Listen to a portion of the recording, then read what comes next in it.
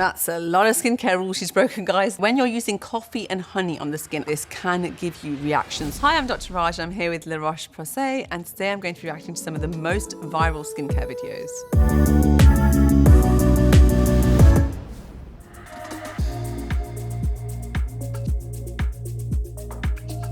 When you're using coffee and honey on the skin, I understand the concept behind it. So coffee exfoliating, coffee, caffeine also helps to constrict vessels. So you might find that if you're somebody with puffy eyes, etc., caffeine can help. And honey obviously has some great anti-inflammatory benefits too. However, anything from the kitchen or anything that's raw like this can give you reactions. So be very, very mindful that if you're applying things on the skin, like honey, for example, you could end up having an allergic reaction. So try not to do that. Using a skincare product that's formulated with honey in it or with anti-inflammatory benefits in it is definitely way safer to use. And coffee itself, using the grains, can be quite, stressful when you're putting it on the skin. It can be quite abrasive on the skin, so it can cause sort of micro tears. It can kind of sensitize the skin as well. So you want to be mindful of making these DIY masks at home. And if I were you, I would steer away from that. And if you're looking for some caffeine in your skincare or looking for honey or soothing ingredients, just go to skincare aisle and pick up a product that's going to do that for you.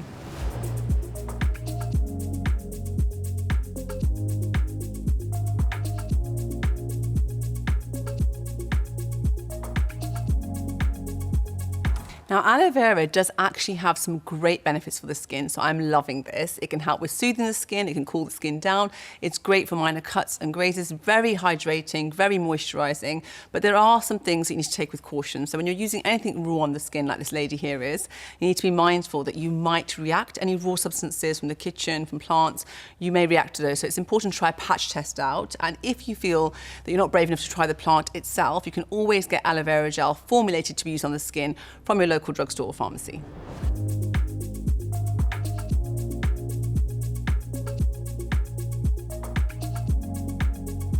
So I'm all for a collagen hydrating face mask, but not one that you need to use overnight. And this is because the ingredients that are in this mask can be quite occlusive. So you've got hydrating ingredients, you've got low molecular collagen peptides, which can penetrate the skin better. And you've also got hydrating ingredients as well, the niacinamides, the hyaluronic acids, all to kind of hydrate the skin, leave it looking plump, leave it looking hydrated. And you can leave it on maybe for an hour, maybe an hour and a half, but anything longer than sort of 3 hours and into the night, think about the sweat that's being trapped into that mask. Think about all the bacteria that's going to build up. Also the risk of maybe getting fungal acne. I just think it's not worth the risk. So although I love a hydrating face mask, please don't use them overnight. Not actually cleansing your skin. Yes, you could be using a makeup wipe, but let me give you a better alternative. I like to go in with an oil cleanser and then a gel cleanser. Think of it this way. Your oil cleanser is your broom, your gel cleanser is your mop. You're not going to go in with your mop before your broom, right? Your broom is going to go in, it's going to sweep away all the buildup, the makeup, the dirt, debris from the day before you go in with your mop to cleanse the surface.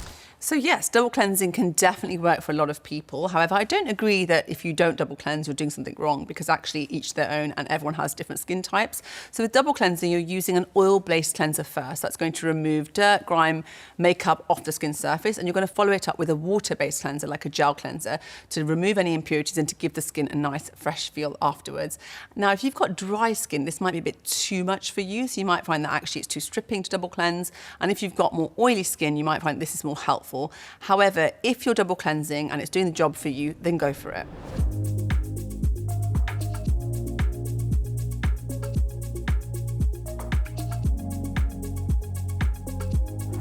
Glass skin is such a hype right now, it's everywhere. So what does it actually mean? I think the idea of glass skin is that you've got this skin that has no texture, small pores, hardly visible, and an even skin tone, and it's dewy and glowy and glossy. However, I don't think that glass skin is something that everybody can just achieve. Like, you do have to have very good skin health to have perfect glass skin, as this lady is showing us here. So for me, when I talk to patients, I talk about glass skin being something that's quite personal. You can have texture, you can have marks, but if your skin is healthy and it's glowing to you, then that is your version of glass skin.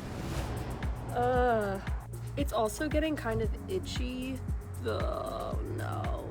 TikTok doctors if you know what this is. I also have a dermatology appointment tomorrow for something completely unrelated. She's gonna murder me. These are typically caused by heat rash. So she's obviously been for a run and she's got these sweat-filled cysts that are sitting on her skin. And this normally happens when you've been sweating and the sweat gets trapped under the skin. And so you get these little post-run sweat cysts that sit on the skin surface. They can be quite itchy, a little bit painful, and they normally sit in the areas where you've been sweating. So you can see on her chest she's got some, and obviously on her forehead. So the most important thing is to take a break, let the skin cool down. You can use a cold flannel, for example, take a cold shower. You want to cool the skin down completely. You can also use things like calamine lotion if it's itching, but normally these will settle down themselves. In some cases they can get infected, or you might need to have some antifungal creams to help with the sweat rash, in which case you would need to go and see your doctor.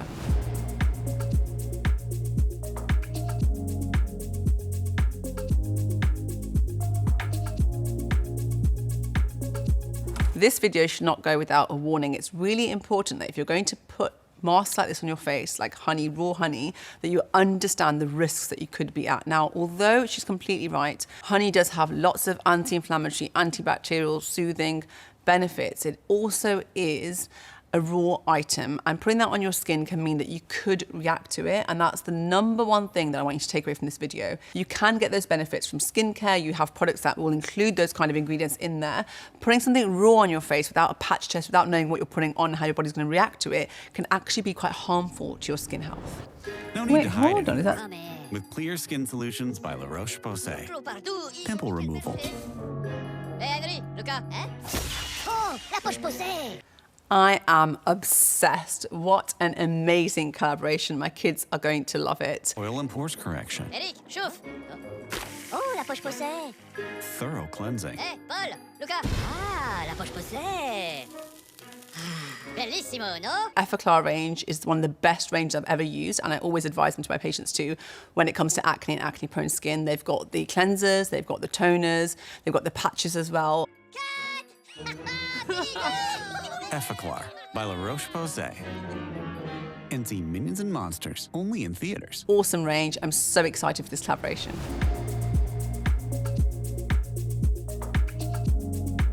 Yeah, exactly that. So if you're going to pick your skin, what you're going to do is increase your risk of inflammation. You're going to give that bacteria away and push it into all the surrounding tissues. So you're going to cause even more risk of infection, even more breakouts. And you're going to increase the risk of scarring and hyperpigmentation. Just don't do it. Picking a pimple is just simply not worth it. Take a hands-free approach and use a pimple patch instead.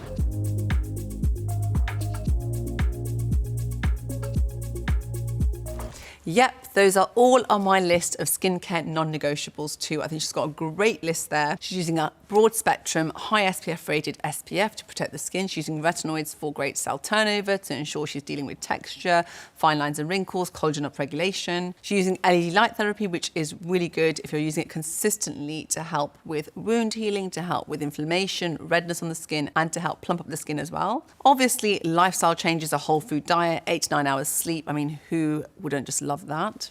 And she's using ceramides for her skin barrier. She's ensuring that she's exfoliating chemically where needed. And she's using peptides, which also are great when it comes to an anti-aging effect.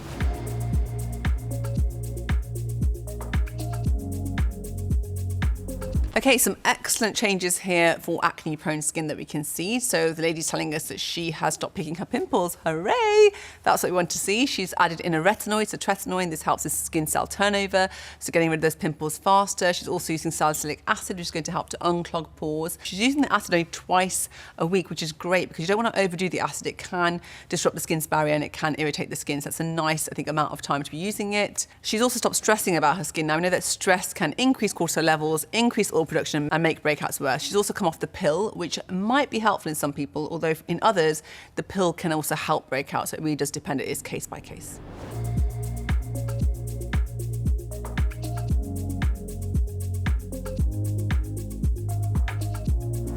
Face massage is one of my favorite tools. I feel like massaging your face has these hidden benefits that no one talks about enough. You're going to improve blood circulation to the skin. You're going to help with collagen production. You're going to help with lymphatic drainage. That's going to drain away the puffiness from the face. There are so many benefits to face massage, but it's really important to understand that lifting and toning from a face massage is not going to be long-term.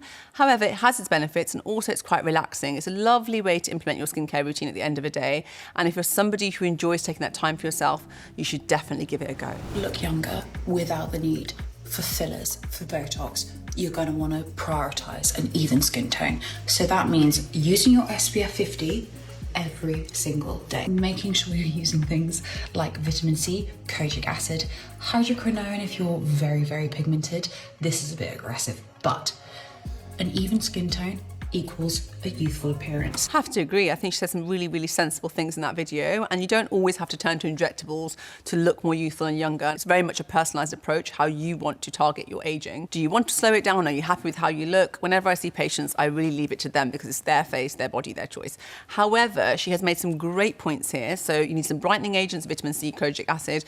You need to think about retinoids in your skincare if you want to have great cell turnover, collagen production, even skin tone, if you want to treat acne, marks, texture, all those things you can manage with retinoids as well. Hydroquinone, it's a bit aggressive, as you said. It needs to be prescribed by a doctor and given to you for a specific condition or concern that you need to target.